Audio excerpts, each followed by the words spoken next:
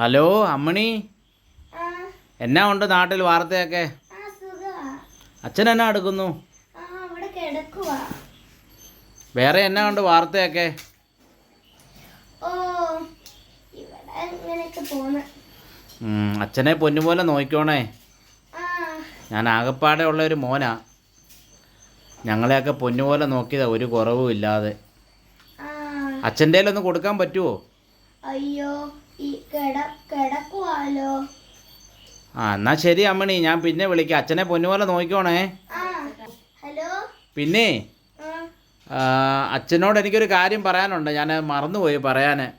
പിന്നെ ഒരു മണിക്കൂർ കഴിയുമ്പോൾ ഞാൻ തിരിച്ച് വിളിക്കാം. അന്നേരം ഇപ്പോൾ ഒന്ന് ഉണർത്തിയേക്കണേ അച്ഛനെ കേട്ടോ.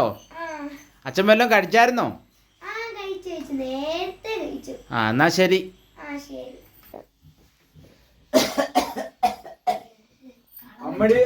തുടങ്ങിയിട്ടുണ്ട്. എന്നാ?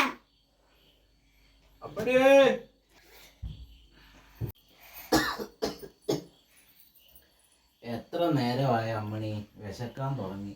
വല്ലതും ഉണ്ടാക്കിയോ? ആ, ഉണ്ടാക്കാം. മോൻ വല്ലതും വിളിച്ചായിരുന്നോ? വിളിക്കുമ്പോ തരാം. ശരി, എന്നാ എന്തേലും പെട്ടെന്ന് കൊണ്ടു, എനിക്ക് വിശന്നിട്ട് വയ്യ. കളവൻ പറയുമ്പോ ഉണ്ടാക്കിക്കൊണ്ട് വരാൻ പോവല്ലേ.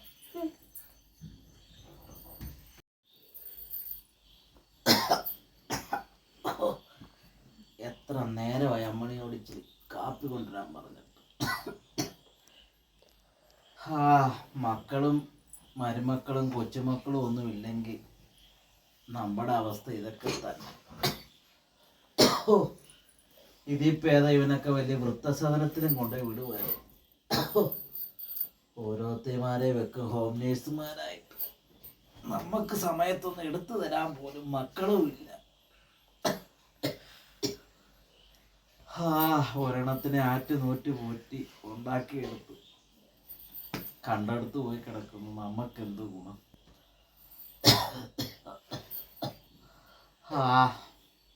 ഇനിയിപ്പോൾ ഇങ്ങനെയൊക്കെ പോവാം, അല്ലാതെ എന്ത് ചെയ്യാനാ?